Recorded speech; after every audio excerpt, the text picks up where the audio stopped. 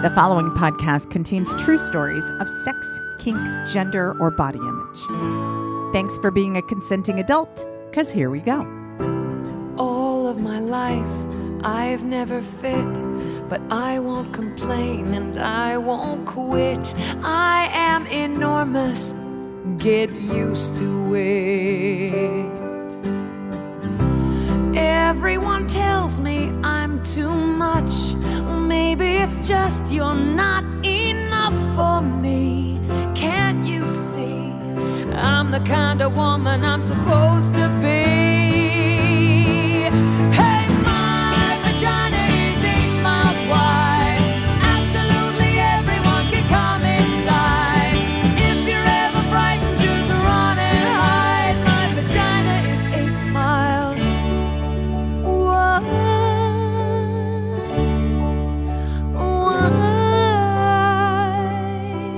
Hi there, and welcome to the Body Storytelling Podcast. I'm sexual folklorist Dixie Delatour, and this week we have a story from, well, it's Christmas. So I guess, who's the biggest Santa fetishist you know? It's me, Dixie Delatour. Well, if you celebrate Christmas, it's Christmas week. How are you feeling about that? I'm really excited. I mean, it's a great way to distract yourself if it's your first Christmas without your mom and my dad. It's not my first Christmas without Quake. But the holidays really bring that stuff up, don't they? So I've been working really hard to just give myself something to look forward to on the other side of the holidays. And I don't know that I'm going to do much celebrating this week. I'm working like mad to figure out how to pack the van, to try and get everything ready because it needs some mechanical stuff. All of it is a great distraction from a broken heart. But I have this one thing I'm really, really grateful for, and it's you. You're still here. I mean, we've lost so many people, all of us. But you and I, we're still here. And we're going to keep doing what we do. We're going to keep being the people that we are for as long as we possibly can. I don't know how to stop being me. I got a really great email this morning from somebody in Chicago who said body has changed their life. That they felt bad about who they were. They thought they were the only one. And hearing these stories made them realize there's a lot of other people out there who hide themselves. And that's what we do. We show you that there are a lot of people just like you. Sometimes they're interested in the exact same thing, but that you're not alone. It's kind of a secret message, but body's about joy, celebrating who you are. Why should we change ourselves for people who should have no input on our lives? We each get one. You get to do exactly what you want with yours, and I'm here to support you in that. It's Christmas week. I don't want to cry, but I've already failed. I think we all know I'm a bit emotional. I mean, why else would you become a storyteller if you weren't an emotional person? And the holidays are hard, but I'm trying to focus on what I have. And what I have is you. So for just this week, we're going to celebrate that together. And if you like Christmas, then you're probably going to like this week's story because I have a very unconventional way of celebrating Christmas. It definitely makes the holidays more memorable for me, and I hope it does for you. Are you tired of hiding who you are from your healthcare professionals? Needle play acupuncture was made for the kink, leather, and LGBTQIA+ communities. I'm a client of Needle Play's Dr. Marcos, and I'm proud to say that he's a member of our community. Dr. Marcos' table is a place where all are safe and welcome, where the stories told by our scene souvenirs are encouraged and our injuries are treated so we can get back into the dungeon. Get treated for back pain, muscle pain, injuries, digestive issues, libido issues, mental health, inflammation, microneedling, cosmetic acupuncture, and more. We all know that wasn't a golf injury, and you can be honest with Dr. Marcos. It was that new heavy flogger that tweaked your shoulder, wasn't it? Needle Play specializes in transgender-affirming, kink-aware, and trauma-informed care that is sex and body positive. They offer expertise in transgender care, from HRT enhancement to hair growth support, and they have multiple Bay Area locations. And for a limited time, use the discount code May I Have Another? It's especially for Body Storytelling listeners, and you'll get 25% off. It's a great last-minute gift. An acupuncture certificate is the perfect gift for your dominant, your metamors, or for you, because you need self-care after all those exhausting family gatherings. I'm a patient, and I can't tell you how highly I recommend Marcus's work. I saw Dr. Marcus recently. I walked in a lot of pain, and an hour later, not only was I feeling better, but I felt like I'd spent time with a friend who let me be my whole self. I love that I can finally be me with my healthcare professional, and I want that for you too. You deserve to have your whole self treated, because feeling great, playing hard, and having spectacular sex are health goals too. There's links to Needle Play Acupuncture's site, Instagram, and TikTok in the show notes. Well, after dreaming about it for years, I'm finally going on tour again. I'm so excited. I'm absolutely terrified. But the thought of seeing you in person and, if you want, giving you a hug, that is fueling my life right now. You might have heard me last week when I talked about the 2 shows we have in Baltimore, completely different lineups for those 2 nights. And then City Winery, this big, beautiful, fancy venue. We're doing City Winery Atlanta and Pittsburgh. And this week, tickets are going on sale for City Winery Philadelphia, Nashville, and New York City on Valentine's Day. Does it sound like a tour yet? I ain't done. There's more to come. Tickets are available on the Body Storytelling website, or you can get them through the City Winery that I just mentioned. City Winery Atlanta, Pittsburgh, Philadelphia, Nashville, and New York City, with more to come. Well, it's time for your story. So here's a little bit about your storyteller. Dixie Delatour is a sexual folklorist, storytelling coach, podcaster, professional storyteller, impresario, community builder, and most of all, a facilitator. She's also the founder, curator, and host of the award-winning storytelling series, Body Storytelling, called The Moth for Pervs by the LA Weekly, and the original sex and storytelling series by Playgirl magazine. It's been lauded for its transformational, relatable, and empowering performances. This story-loving Southerner, that's me, is passionate about storytelling's ability to keep people safe, reduce social anxiety, and connect us with strangers. And in addition to story coaching and public speaking coaching for TEDx, Women in Technology, for Body Storytelling, for my Body Slam series, I also offer custom story coaching and my workshops, How to Be Body, Dixie's Secret System for Uncensored Storytelling, that's the dirty one, and How to Be Fascinating, Dixie's Secret System for Brilliant Storytelling. That's the one that helps you ace a job interview, feel more self-expressed, and understood by others in your everyday life. Plus, I've been sainted by the Sisters of Perpetual Indulgence. My saint name is Saint Kiss and Make You Tell, for my work to reduce stigma and eliminate shame.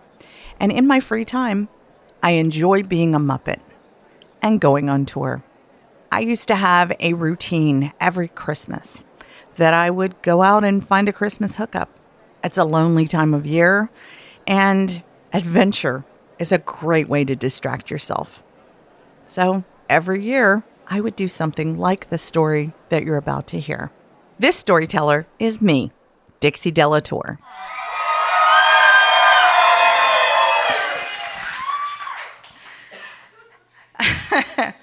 So I used to have this Christmas tradition. My family is on the East Coast in the Blue Ridge Mountains, and I wasn't going to travel during Christmas, and I wasn't that close to my family anyway.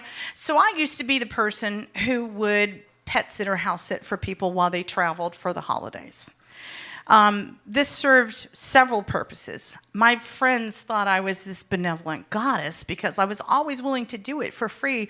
But in reality, I would have my Christmas tradition, which is fucking a stranger off the internet in your house, because I ain't gonna fuck him in my house because then he knows where I live. But I wouldn't tell the person I was pet sitting for usually. I'm going to hell too.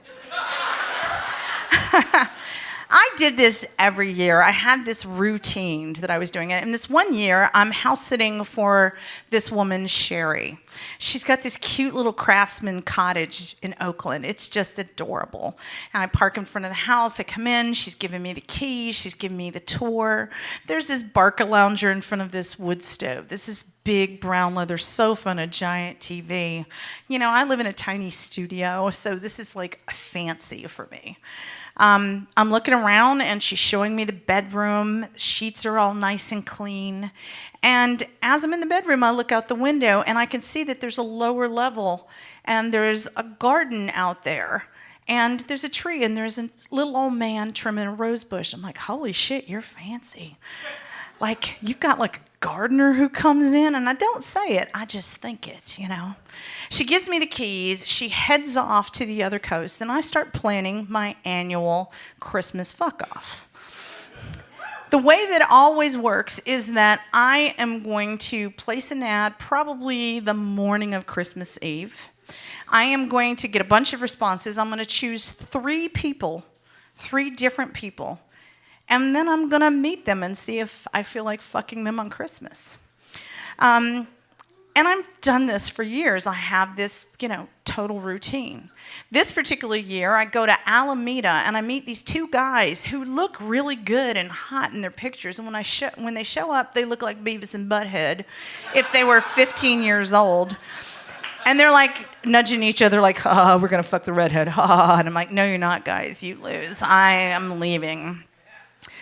And I head into San Francisco for my second date of the day, of the 3. And I get there. I get to where I'm going to meet him in San Francisco. I text him and I say, hey, I've arrived. Nothing. He doesn't respond. I text him again. Nothing. And I'm like, well, time's slipping by. I wait for a minute. I call the guy who's going to be the 3rd date on Christmas Eve. And I say, hey, just want to make sure we're still on for later on today. And he's like, yeah, I'm already in a bar in Oakland waiting for you. I'll be here. So finally, I just call the second guy, whose name is Ned. And I'm really surprised where after the texting, he picks up the phone. And he says, yeah, I'm sorry, I just can't meet you. And I'm like, why? And he goes, because I'm going to want to do really improper things to you, and I don't think it's fair that I have these thoughts about you. And I'm like, we met off Craigslist casual encounters. That's actually the objective. And he goes, but I've been thinking about what I want to do to you, and I have these fantasies. I'm like, we haven't talked about these fantasies. Why don't you tell me what they are? He goes, I can't, because then I'm going to want to do them to you. And he hangs up abruptly. And I'm like, well, I didn't fuck a nut job, so that was cool. So I get in the car, and I drive to Oakland. I get to the 3rd date, the 3rd wise men of Christmas Eve. He's sitting at this bar in this, this little dive bar on Piedmont Avenue in Oakland. He's got blonde, curly hair. He's 10 years younger than me. He's got big green eyes, and his eyes light up when I walk in. He's very excited about the way I look. Of course, I'm rocking cleavage like that, so that kind of helped. And I sit down next to him, and he goes, hey, how are you? And I'm like, I have had a day. And he goes, tell me about your day. He orders me a drink. We sit there and we have drinks. And I tell him about my Christmas tradition, where I get together with people, decide who I'm going to fuck. And he goes, but you're here on Christmas night. And I'm like, I put you last because I was pretty sure you were going to be the winner. And he's like, well, I was really nervous about doing this because I don't usually fuck people off the internet. So I showed up like 2 hours early. I'm like, yeah, I noticed you were here when I called earlier. Bartender announces Christmas Eve, we're closing down. And I'm like, so what do you think? He's like, I think yes. And when he goes to stand up off his bar stool, he goes, oh, shit. I was drinking those whole 2 hours before you showed up. My dick ain't gonna work. And I'm like, well, that's disappointing because I was pretty excited about you when I walked in the bar. And he goes, you wouldn't happen to have any Viagra or Cialis, would you? And I'm like, as a matter of fact, I do. We get in a lift, we go to my house, I give him a pill, the fucking Lyft driver watches him pop a Cialis, and then he's looking at me like, this is gonna be a good night, you know? We go to this cute little craftsman cottage in Oakland, and I've got the run of the place. Nobody's there. And we walk in. I'm like, maybe we should put some music on. We try and figure out the stereo, but she hadn't shown me how to use the stereo. And I'm like, well, it just kind of feels like that's going to be weird just fucking for hours because you just took Cialis, so it is going to be for hours. So we should put something on. So I turn on the TV, and A Christmas Story is playing. And it's on TBS, so it's 24 hours of A Christmas Story. So by now, the Cialis has kicked in, and we're starting to get down to it. And it's just kind of like, fucking a bed, that's kind of boring. So we start fucking everywhere else we can think of. We fuck on that big brown leather couch in front of the TV movie playing A Christmas Story. We fuck in front of the fire. He's made a fireplace. We fuck in the Barcalounger. We fuck on top of the tile counter in the kitchen while my knees are on the bar stool trying not to slide off. Like, we are fucking all over the house. We're in the kitchen on top of the tile counter when we hear, "You're going to put your eye out, kid." And we both just laugh so fucking hard. And I'm like, okay, I have an idea. How about this? Okay, here's what we're going to do. Every single time they say you're going to put your eye out, kid, we have to come at the same time. That's the game. And he's like, really? And I'm like, okay, starting after that one. We've seen this movie so many times. We know when it's going to come pretty much. So we're fucking in the Barcalounger in front of the fire, and we can tell that line is about to come up. So I'm just furiously rubbing my clit. He's fucking like crazy. We're both trying to get to that. Like, I'm going to come. You're going to put your eye out, kid. Oh! And now he's on Cialis. We're going to fuck for hours. So we just start making sure that, when we know it's coming up again, the movie starts over. We make sure that we are somewhere where we can hear it so that we can both come at the same time whenever he says this. And after like 9 hours of fucking all over this house, eventually he goes, I don't have any fluids left in my body anymore. It's now 8 or 9 a.m. on Christmas Day.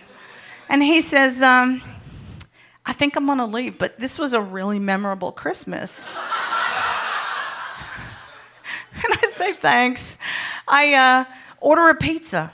I lay on the brown leather couch we fucked all over. I'm laying there in just my underwear and a fucking baseball jersey, eating pizza, just going, that was a fucking fun adventure. And again,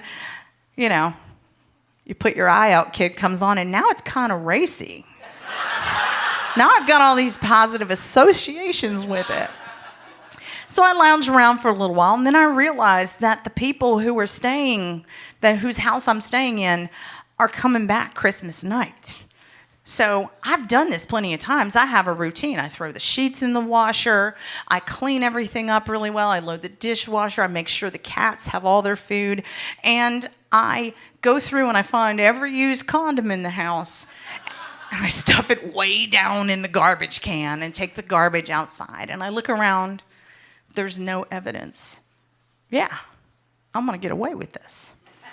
I take my suitcase. I head home like 2 hours before they're supposed to get back because I'm not that good a liar face to face. So I want to make sure I've left, I've cleared out. I get home. I settle back in.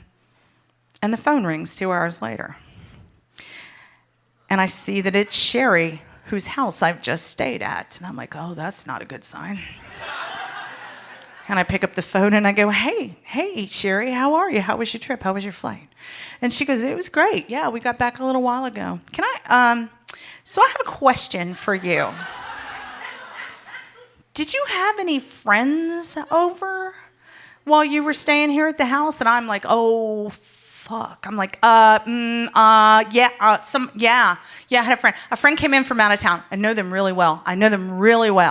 They just happened to come out of town. Known them for years. So, yeah, they came over your house, and we just hung out. This person I've known for years. We just hung out for a little while. Yeah. And I said, why? I'm trying to figure out what I could have possibly left to indict myself. And she says, well, we got on our front porch, and we still had our suitcases on the front stoop, putting our keys in the front door, and the little old man who lives downstairs on the Craftsman Cottage came to our front door, and he went, are y'all just getting in? they're like, yeah, we just got back from the East Coast. He goes, he's looking at the suitcases. Did you guys have a house sitter or a pet sitter while you were gone? And she goes, yeah. And he goes, well, let me tell you about your pet sitter. He pushes past her into her house and he goes, your pet sitter fucked right there and right there and right there and right there. And Sherry said, I should have told you the floors are so thin. You take a breath upstairs, they can hear everything. She never asked me to house sit for her again.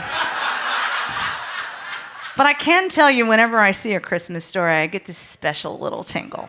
That's my story.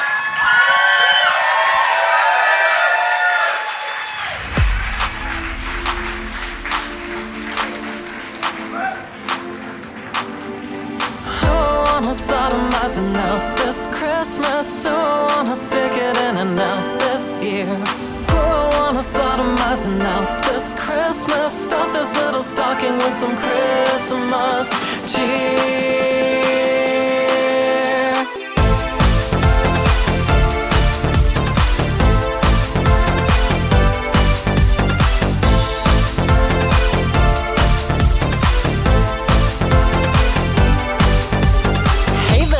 Shorty, you're like 3'2".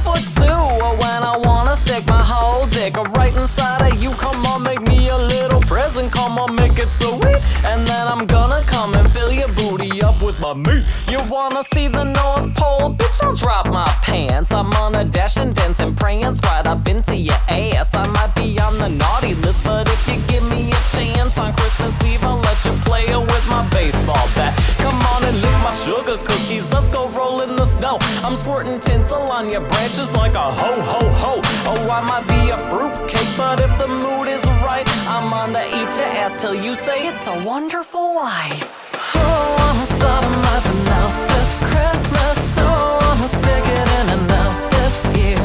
Oh, I'm sodomized enough this Christmas. Stuff this little stocking with some Christmas cheer.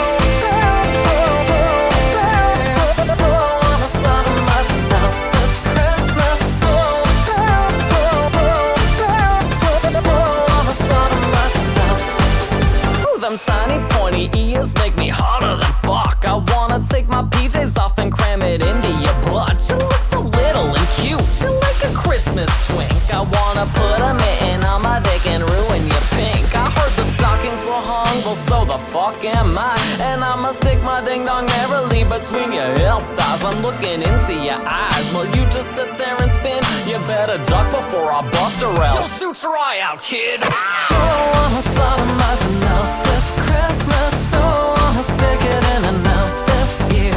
Oh, I'ma sodomize enough this Christmas. Stuff this little stocking with some Christmas cheer. Oh, I'ma sodomize enough this Christmas. Oh,